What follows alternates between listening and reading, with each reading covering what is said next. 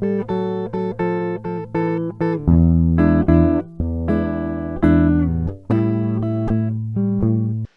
to the Gospel Roadshow. Gonna talk about the Bible on this episode. So I figured this song was appropriate. Bibble, yes, that's the book for me. I stand on the word of God, the Bibble. Let's get to it. The Enduring Word Museum came to my house of worship. It's on how we got the Bible through time. Here's a replica of maybe the Gutenberg press. Hi, John. This is the Enduring Word Traveling Museum, is it not? It is. We travel coast to coast, anywhere we're invited, and teach that the Bible we have is true and it's accurate, and we can trust it. Thank you so much. Now, here at the Enduring Word, the first thing I learned about here was Nebuchadnezzar. Right. He's an Old Testament guy, isn't he? Right. This inscription actually says something. What does it say? So that's a cuneiform inscription. That was the first evidence we found that Nebuchadnezzar was a real person. And the inscription reads to the effect, I, Nebuchadnezzar, king of Babylon, am rebuilding this temple to its former grandeur. And so what that tells us is that Nebuchadnezzar was a real person, just like the Bible describes, and that he was king of Babylon at the time the Bible describes. And he was rebuilding Babylon the way the Bible describes, to his former grandeur. Nice. Now, John, I always tell people that archaeology in the Bible, there's never been any archaeology that goes against the Bible narrative. Right. And you've seen that here, right? 100% of the archaeological evidence that is tied to the Scriptures, that reflects the Scriptures, 100% agrees with the Scriptures.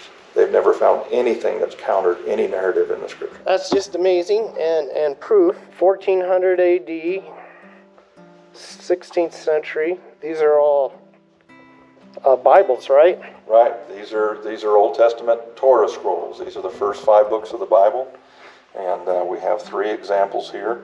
The oldest being this on antelope skin from the 12th century.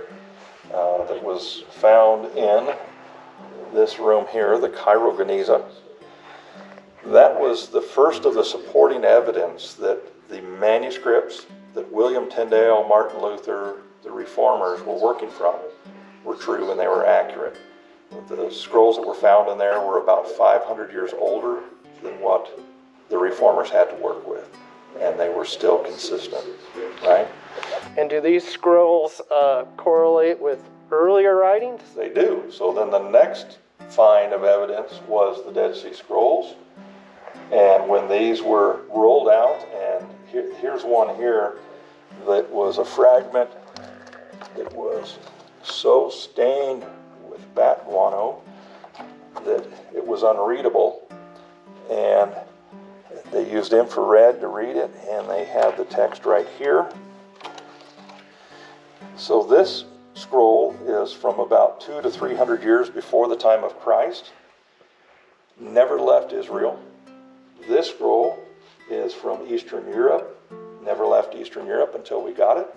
And if you look at the letters, they correlate right with each other. They read consistently with each other. Same verse in the Torah? So the scrolls from the Dead Sea read consistently with modern scrolls that we find in Eastern Europe and America, around the world. So then we go from manuscripts in original languages, we go to translations. I'll tell you all of the artifacts that we have out are the real thing, with 2 exceptions, the crucifixion nail and the printing press, and but everything else is what it says it is, okay?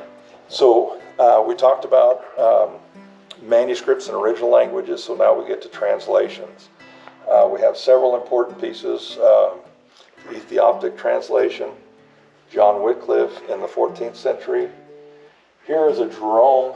Jerome is from the 3rd century originally, 4th century, and this is from the 13th century. So what we have then is we have the original languages, we have translations into these, and we discuss and teach about who did the translations, how reliable were they, what changes took place. Did they take freedom and liberty with their translations and make it say things that they didn't? And through this evidence, there was problems with the Vulgate, of course, right? That was Martin Luther's and Erasmus's whole points, is we had problems there. But when we get to this man, we get to William Tyndale. This is the Bible that we have that ties directly to our Bible in English.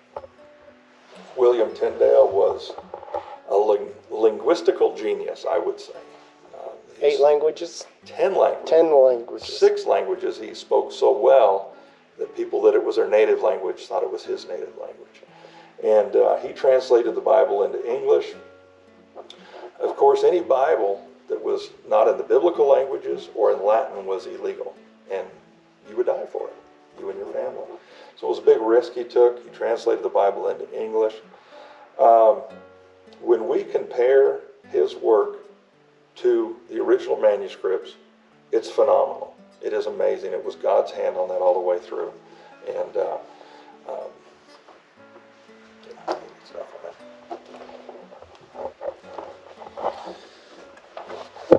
John Rogers was William Tyndale's editor, and when he was arrested by Queen Mary in the church, he was burned at the stake.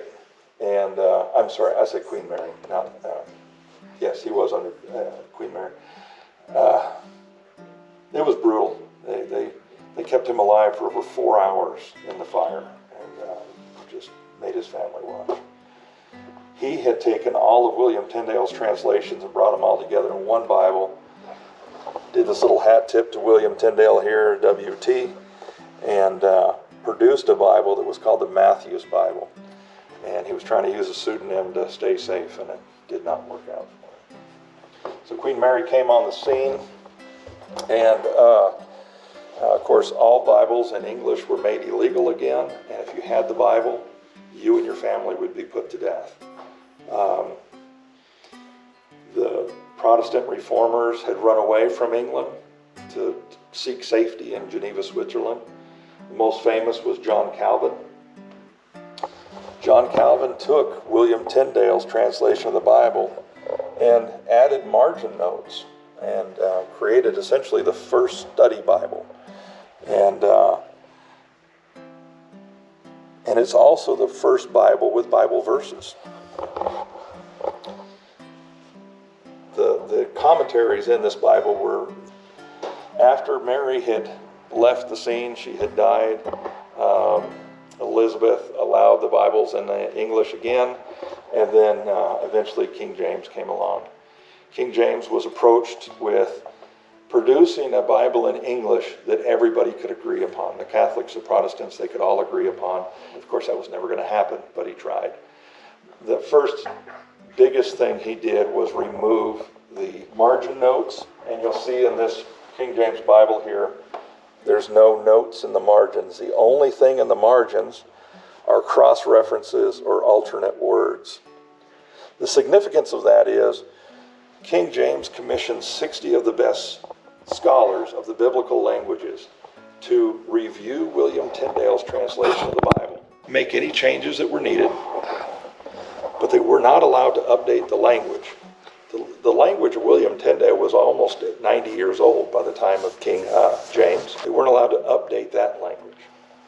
So as teams, it ended up being 54 scholars, they would work in teams. And if they had a word translated that they just didn't agree on, that it didn't quite connect, they would debate it as an entire team. And then if they still couldn't sort it out, they would leave it in the margin. So in this verse here of 1 Psalms, it says, "Blessed is the man that walketh not in the counsel of the ungodly." And there's bracketed here. The alternate word is wicked. So that impresses me that as these scholars were debating this, they couldn't decide on ungodly or wicked as the correct translated word, so they allowed both. That tells me there was a lot of integrity, a lot of depth, a lot of passion in what they were doing and making sure it was right. This is a page from the Gutenberg Bible, page from the first book ever printed in 1450. And we have in our printing press that you'll see here in just a minute, we have the type for this page in the printing press. We print copies of this with the school children and with adults. Talk about the innovations and changes that Gutenberg brought to society. By inventing movable type, it changed everything and brought literacy to the masses, kids when they're here. And these are individual letters. This was Gutenberg's innovation, was individual letters cast in lead. So we've been printing with that today, and it's inked up. And we load the paper on there, and we press it, and make copies for the kids. Hey, thank you so much, John. I really appreciate you talking to me. Absolutely. Hey, thank you so much. I hope you enjoyed our tour of the Enduring Word Museum. So maybe you clicked on this video because you were curious about what archaeologists aren't telling us. Archaeologists are not telling us that they have physical evidence that contradicts the Bible. The physical evidence of archaeology does not contradict the Bible. Strong reasons do I have to believe in the Bible. One would be predictive prophecy, and be sure and check out my video entitled End of the World. I touch on predictive prophecy in that video. Be sure and check out my other video entitled The Second Law of Thermodynamics and Darwin's Black Box. Should be a good time.